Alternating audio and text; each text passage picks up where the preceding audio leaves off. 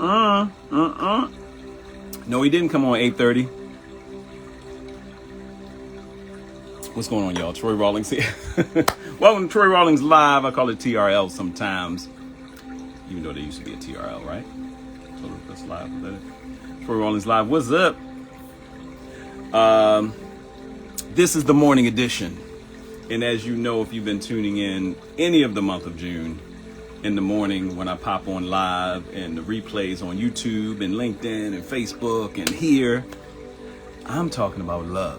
Love, L-O-V-E. In the month of June, I'm talking about self-love, okay? Why are you talking about love, Troy? Because one of my missions in life is to help men and women communicate better in love. That's why I write the articles, the books. What's going on? Hey, what's going on? That's why I write the stuff I write, the articles, the books, the hot butt naked books, butt naked honest books. If you haven't gotten my book, wait.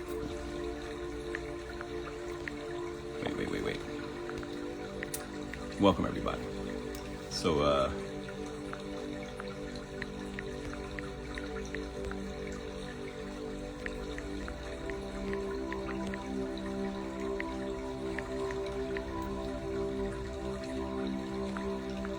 at Troy Rawlings Live.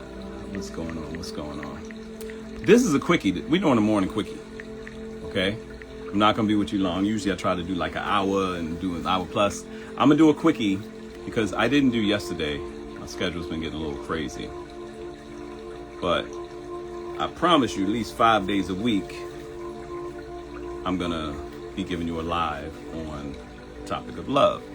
The month of June is about self-love. All right? Not going to do the birthdays today. Happy birthday to everybody. It's your birthday. Not going to do the birthdays today because this is an important topic. I'm going to break them down into smaller joints. Might do about 15, 20 minutes right now. Longer session tomorrow and then do it again. Go use the bathroom then, DJ. I know that running water does do it. Man, if you don't use the bathroom, and this is not the thing you sleep to if you've ever peed in the bed. You don't sleep to the Zen waterfall. If you ocean and water, if you have ever peed in the bed, don't sleep to this. You'll wake, it's so I can pee right here in the stream. Oh no!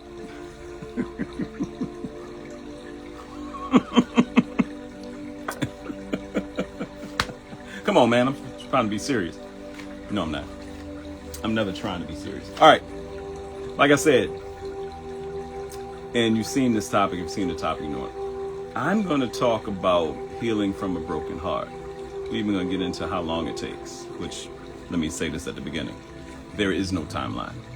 There are people that have been trying to heal from a broken heart all their life. So this is a serious one. And as we're wrapping up June self-love month and going into July, not saying I won't talk a lot more about self-love. I think self-love is the core for learning how to love, period. So today we're going to talk about healing from a broken heart. That's something that's been on my head, and I said, all right, let me get the breakdown and start talking about it. And I'm going to do a small one today. I'm going to do another one tomorrow morning, and probably one Sunday morning or Sunday sometime. If I don't get it in the morning, I'll get it in the evening. You'll have it on the replay. All right, let's do some breathing.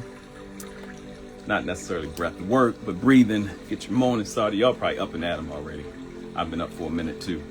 But I'm now in the office, now at the studio. Let's get some breathing popping off. And if you're driving or if you're walking, don't close your eyes. Don't close your eyes. And if you're walking and watching this, you shouldn't be. Or driving. What are you doing? You can listen. All right. We're going to inhale through our nose, exhale through our mouth. Inhale, try not to just feel your chest, feel your diaphragm. Like if you're a singer, you know what I'm talking about. Speaker, singer, rapper, you should be breathing through your diaphragm anyway. But if you swim or if you held your breath in the water, just take a deep breath from your core, stomach. All right. Breathe in through your nose. Inhale love, peace, joy. Exhale hate, anger, fear, doubt. Inhale through your nose. Exhale. Let your shoulders drop. Inhale through your nose. Exhale. Inhale through your nose. Exhale. One more time. Inhale through your nose. Exhale. All right. Yes, quick prayer. Father, thank you for this time we have. Thank you for everybody that's tuned in now. And those that may watch it later. Bless all of our family and friends. Guide us. And thank you for an awesome day. In your precious name we pray. Amen. I usually say in Jesus' name, but I realize some people out there, you may not. Yahweh, Emmanuel, you might Allah, you may have all these different things going on. So my job this morning ain't to offend anybody, especially because this ain't a religious piece, but it's to give you some. I'm pretty much talking to y'all. All right, enough of that. I will fall asleep too. I will be falling asleep and peeing on myself too, Shadow. I mean, not like that. That's, you had to be here earlier for the comments. You got to read the comment section. Know what I'm talking about just now. But pretty much what I'm doing is some of the work. When you always hear people say, "I did the work. I was down. I did the work." Did you do the work? Did you do? Everybody's using a lot of psych, and I'm not a psychiatrist or a therapist or any of that. I'm just a author and journalist and writer and guy that God loves, like all of us. So, but you hear people talking about, "Did you do the work? Did you do the work?" A lot of the stuff that I'm talking about, especially in the self-love piece, is just giving you other exercises, other tools. My book, Butt Naked Honest, Conversational Foreplay for Dating, the ebook. If you DM me, I'll send you that ebook. DM me your email, I'll send it right to you the day after the show. All this stuff is just things that help you do better work of being a better person. And I believe we tend to talk to others like we talk to ourselves. That's my belief. I believe we talk to others like we talk to ourselves in our head. How we talk to ourselves out loud. How we talk to others. And this morning, you need to make sure you look in the mirror and say, "You are beautiful. You are wonderful. You are awesome. You're doing a great job." Pat yourself on the back and chest. Make sure you're doing your affirmations, whatever they may be. It may just be, "I love you. You're going to make some money. Do your thing." Whatever it's going to be. But these are just tools. These, at the end of the month, hopefully I have about 15, 20 hours of self-love tools you can go back and listen to while you're driving, while you're working out, while you're at work, if you can, while you're working. Like, that's deep. Do your own. These are just things to help you learn to do your own work, to just be a better person. But when it comes to this love thing, I think a lot of issues we have in relationships, not just sexual and spouse and girlfriend, boyfriend and lover relationships, stuff like that, overall relationships, even when it comes to work, family, other parts of the family, friends. I think a lot of the issues we're having is because we're not being loving. We're not empathetic one to another. And I think that comes from the way we talk to ourselves and have self-love first. So let me give you a working definition of self-love. An appreciation for oneself that grows from actions supporting your physical, psychological, and spiritual growth. Treat yourself with the same compassion, respect, and care you would a close friend. I even go deep and say relative. I even go really deep and say a child. Love you, Zoe Troy Rawlings, my beautiful daughter. Could you love yourself with the same love you give your child? Like, that's crazy. Because I think that's the closest thing we know to unconditional love. If you're a loving parent and you really love your child, there's nothing this child could do to make you stop loving them. And I think that's how God is with us. I think that's the core and how all love is really supposed to be. I think love embodies that. And when you say love, even though we say, like Earth, Wind & Fire said, "I love my car," or "I love my house." Feeling. Oh, sorry. So All right, let's get into it because I'm not going to talk long. It's going to be a really quickie. We're going to get started. And then, like I said, I'm going to do a longer one tomorrow and probably one Sunday morning as well. All on healing from a broken heart. Healing from a broken heart is a non-linear process that requires patience, self-compassion, and actively processing your emotions. It is similar to recovering from withdrawal. So give yourself grace and take things one day at a time. Wow. See, and that's from growth therapy. Now, here's the thing, and this is me. When I think of withdrawal, I'm from Baltimore. I saw my mother go through withdrawal, coming off of drug addiction and going. I've seen drug addicts and alcoholics and as Jody said, anybody who's been really in love with somebody, you get, I can't leave you alone. You got me feeling withdrawal. We think anybody that's from around the way or anything, but when you think withdrawal, the fact that they saying, hey, what's going on? The fact that they saying, and if you're just tuning in, welcome to Troy Rawlings Live, the morning edition. We're talking about self-love in the month of June. And one of my missions in life is to help men and women communicate better in love. That's why I write the books. Shout out to my media partners, Sheen Magazine. Go pick up the latest Sheen Magazine now. And my Dear Troy article is in the Sheen Magazine. Not in this one, but it's in last month. Also, Reach LA Angels. Shout out to Reach LA Angels. My weekly blog is on there. Check out them as well. Yeah, so we're talking about healing from a broken heart. It's going to be like a 3-part. Today we're going to do a mini. I'm going to hit on a couple things, get out of here because I got some stuff I got to do. And tomorrow we'll do a longer one. Sunday we'll do a longer one. Okay. So, once again, healing from a broken heart is a non-linear process that requires patience, self-compassion, and actively processing your emotions. It is similar to recovering from withdrawal. So give yourself grace and take things one day at a time. Another part I was going to do is talking about how long it takes. And like I said at the beginning of this, I know people that have years, like they're in their 60s and 70s, they've never got over the heartbreak. So that means if you can go through that, that means you have to do a mental and emotional shift. That means it is going to take work. It's going to be taking work like it takes to work out to get yourself in shape. It's going to take work like it takes physical therapy. If you've ever been injured and went through physical therapy, if you ever had any kind of injury and watched it heal, I was joking about this. I did a comment on this video where sister burned herself, and I was joking about it. That same day, I'm cooking, because if you cook, you're gonna burn yourself. And you kind of see it here.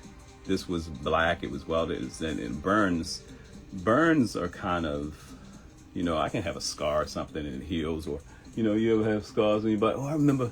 Where is it? I remember this one came down. I was on a bike ride and went around the corner.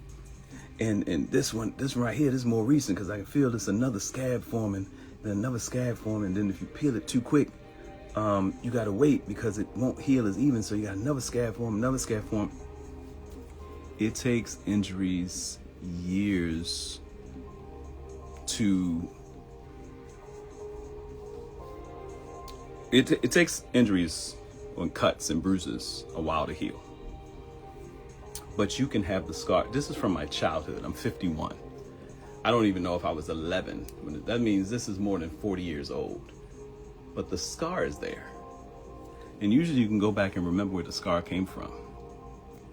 I'm not fearful of riding a bike because of it. But when you first get injured, in any way, shape, or form, your body also remembers. You twist your ankle, and then when you feel like you're going to twist your ankle, no. When I first did it, I might have been more mindful. I remember the one on my knee. I remember the scar on my knee, sliding around the corner on a bike and scraped my knee, and then going to camp, and it's scabbing, and it's pussy, and it's bleeding, and it's and then you see little gnats in it. And I know this is somebody's eating breakfast right now. I'm sorry. Because it's 8:43 a.m. here in Los Angeles. I know it's 11:43 a.m. on the East Coast. And it's what? 5:43 p.m. for all my people, France, Paris, Amsterdam, all my people, 9 hours over. Love y'all. I'm saying all that to say it takes a while for something to heal, and the scar may never go away.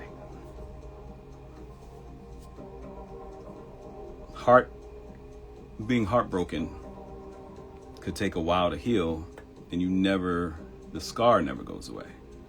And that's hard because it's an internal scar. It can be triggered. You can have a pain body from it.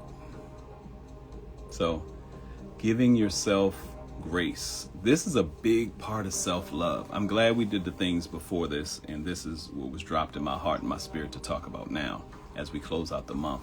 Healing from heartbreak and healing from a broken heart. Because it's hard for some of us to love anyone because we're still hurting. It could be something from childhood. It could be something from childhood, and we in our 50s, 60s, 70s, 80s, 30s, 40s, 20s, whatever. Healing from a broken heart is a non-linear. And let me make sure I get it. I love when I do this, when I break down. It's the awesome thing about Google. And this is how you properly use AI, find out different definitions.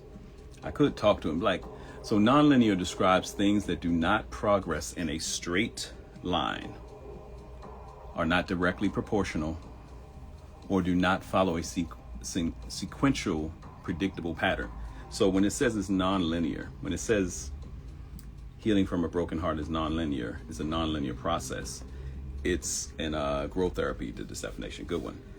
That's a great way to put it because it's letting you know that there is no guideline in this. I'm going to talk about certain tools, but there's no guideline in healing from a broken heart. It says, okay, this is how you heal. So if somebody's like, all right, let me show you how to heal in 10 days, they lying. And if they did it, that's great. But when you hear people's story about how they heal from a broken heart, or how they changed their life, or how they came away from addiction, or you hear people going to NA and AA meetings and say, well, I'm always going to be an addict, but this is how I deal with my disease, or people deal with these things in different ways. And I have my own opinions about however you deal with something. But I know certain things in my life I have a book done right now. I don't want to release the title yet, because when I release the title with this book, it's going to be done.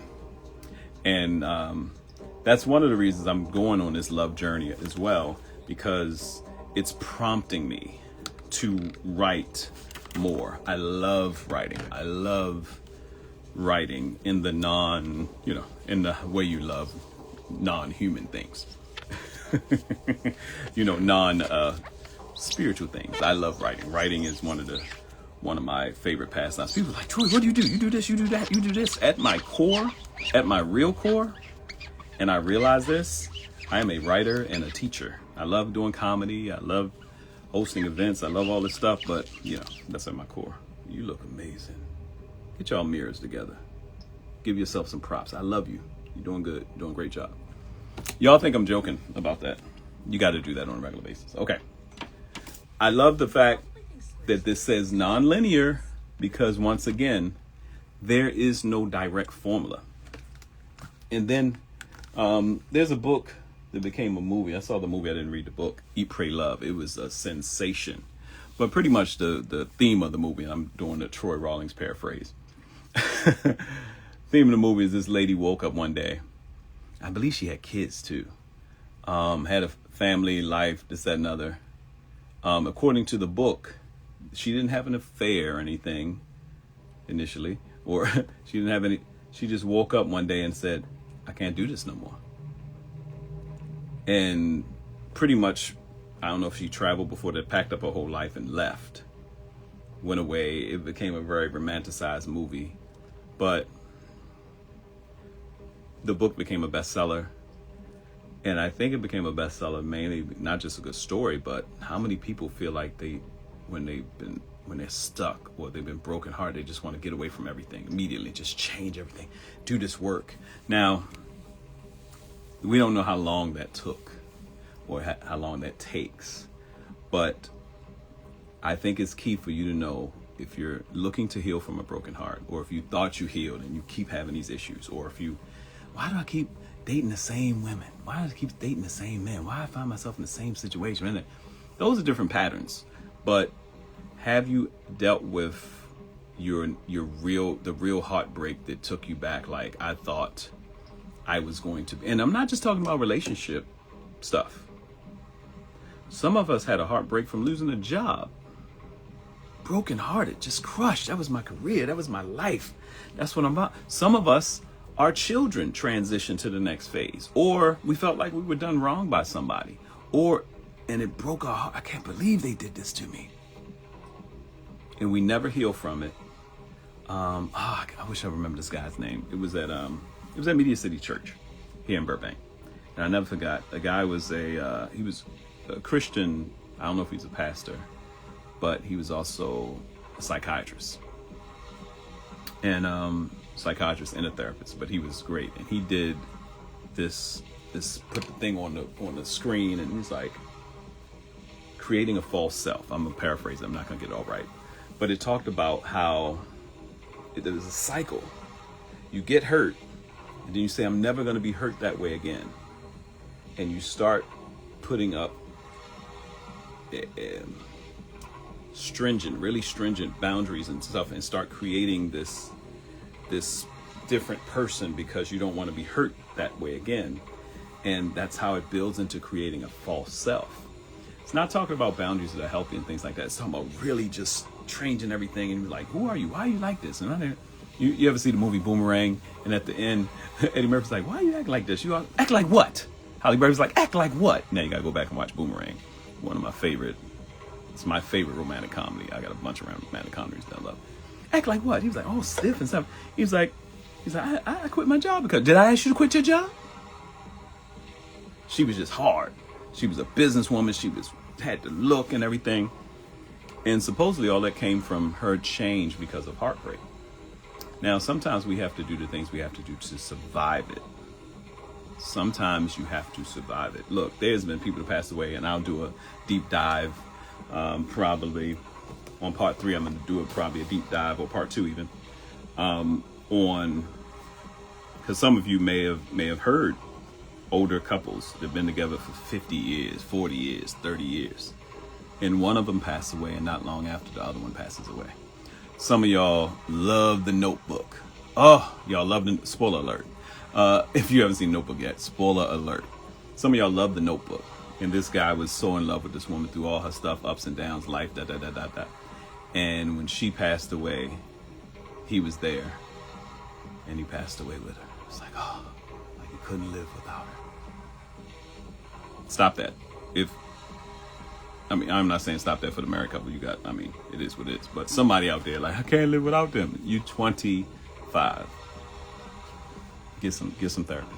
Get some help. Go walk at Runyon Canyon. Or near the beach.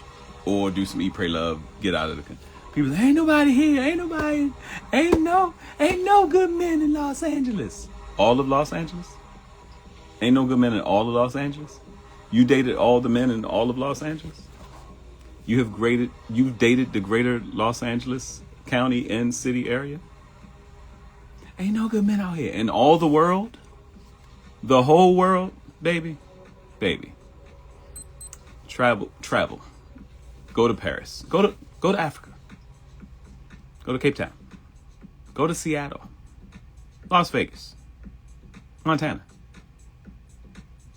I don't know the rest of the places. Juju, what it do? But yes. So, like I said, this one, and we're talking about love on the Troy Rawlings morning edition. We're talking about love for the next 52 weeks. Well, we're almost wrapping up the month of June, the whole month of June. If you want to go back and check it out, it's talking about self-love. But, okay. So once again, healing from a broken heart is a nonlinear process that requires patience, self-compassion, and actively processing your emotions. It is similar to recovering from withdrawal. So give yourself grace and take things one day at a time. Like I said, this is a good time to do it because we've talked a lot about self-compassion. being loving to yourself, kind to yourself. And like I say, I believe how we talk to ourselves internally is how we talk to everybody on the outside. All right, let's go. And that's from growth therapy. Let's find some of the pieces. Allow yourself to grieve. Allow yourself to grieve. Men, if you're a guy out there and you're on this men don't cry, or anybody, I met women like that too. I don't cry. I remember last time I cried. That crying is a form of detox, spiritually, mentally, and emotionally, and physically. Our eyes tearing, the first thing our eyes do, if there's some kind of pollution that gets in our eyes, you ever had something get in your eyes, fly in your eye, and you're trying to get it out, and or some particle or something, you rub in your eye, and your eye starts tearing to flush it out. Crying is a way to flush out emotions, cleansing. I love romantic comedies. Something's Got to Give is a good one. Diane Keaton's character, rest in peace, Diane Keaton, Jack Nicholson. And she's going through heartbreak and she's crying, but as she's crying, she's writing her next amazing stage play. Her next, what it do? Her next amazing stage play. She's writing it out. If you're just tuning in to a Rawlings Live Morning Edition, we're talking about self-love in the month of June. Today we're talking about healing from a broken heart. What becomes of the broken hearted? We need some old school music. It tells everybody how to heal. All right, allow yourself time to grieve. If you're not a crier, haven't cried, or you're holding it in, you're gonna pass gas in your heart or something and bust your heart. Cry. Crying is okay. And if you find yourself crying all the time, it's time for therapy. But that's a cleansing. There's nothing wrong with crying. Men, woman, boy, girl, it doesn't matter. Don't suppress it. Acknowledge and fully feel your sadness, anger, or confusion. Allow yourself to grieve. There's many.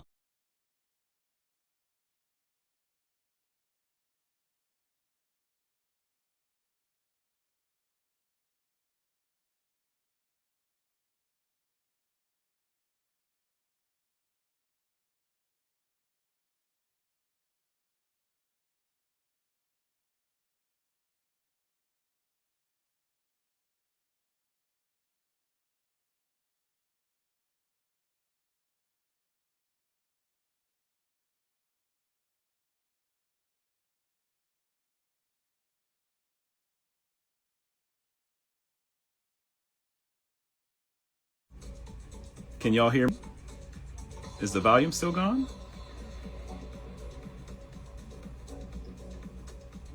I'll keep rocking. Let me know if y'all can hear me. If y'all can hear me, give me a thumbs up. Y'all can hear me, give me a hell yeah. Okay. Thank you, LA Mike Knight. So, DeAndre Park. What did it do, DeAndre? So, allow yourself time to grieve. Allow yourself to grieve, not time to grieve, because time to grieve is just the time you take to grieve. But allow yourself to grieve. Don't suppress it. A lot of us go through something emotionally and we're like, nah, I'll be all right. I'll be all right. My bad. I felt some kind of way. Stop saying that. Stop saying I felt some kind of way. What way did you feel? I will catch somebody. I think I wrote about it in Butt Naked Honest, my book. I will catch somebody. I felt some kind of way. What kind of way did you feel? I was hurt. You can see him. I was hurt. Yeah. I was sad. You were jealous? I was jealous. We get be a 40-something-year-old. I was jealous. Say how you feel. Express it. Express your feelings. Next thing. Let yourself cry. I just said this. Let yourself cry. Journal about your feelings or talk them out with trusted friends or professional. And or professional. I believe adding professional help and therapy in it along with friends. I thank God for my friends. Man, I have some friends. And I thank God I have friends that are therapists. And that I work with therapists. So that's from growth therapy. Set boundaries. Implement no contact. Quote unquote, no contact. Give yourself space by taking a break from communicating with your ex. Whew. Now, some of you it's hard because you have children. Some of you have children. Some of you have businesses together. Some of you have businesses together, or some of you have property together, stuff like that. But if it's possible, you need a beat. If this heartbreak came from a relationship, because we're talking about all kinds of heartbreak. Some people have lost jobs. Some people have lost parents and loss. I'm talking about not just relationship heartache, because this is about self-love. I'm not just talking about directly associated with a spouse or a girlfriend or a boyfriend or losing someone or a lover. There's a deeper thing. So implement no contact, give yourself space by taking a break from communicating with your ex. All right, we're gonna stop there. We're gonna stop there. We're gonna pick up tomorrow. Take the note. Oh, you can hear me good. I'm going to share this. The good thing about this is because this is a much shorter. This was I on here 40 minutes, 30 minutes, 30 minutes? You can see how it can be an hour. But tomorrow we'll go deeper. Hey, Ishmish, go back and watch this. We're starting a quick mini 3-parter. So it's pretty good. But we're talking about healing from heartbreak. All right? Healing from a broken heart. All right, y'all. Share this. Tune in tomorrow. Even if you don't tune in tomorrow, it will be on the replay. It'll be on my Troy Rawlings Live YouTube channel. And I'll talk to y'all in a bit. All right? Go back. Share it. This is a shorter one, so you should be able to share it. Actually, this may be one of the first ones I start doing this short snippets of, too. But that's going to be my work for the month of June, to take those self-love notes and do it as we go into July. And, yeah. So I'll talk to y'all in a bit. I got to get to work. Peace.